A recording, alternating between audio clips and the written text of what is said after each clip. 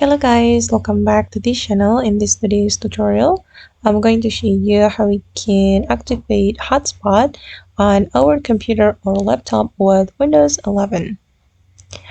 Okay, let's get into it guys. Here I have opened my laptop with Windows 11, and first of all we need to go to our setting. Go to the start menu first and then select settings, and then we're going to share the internet connection on this laptop. We can go to the network and internet. Okay, and here you'll be able to activate your mobile hotspot. You just need to click on this toggle button to activate this feature, and right after we activate this feature, the internet connection on this laptop will be shared. We can also use the barcode.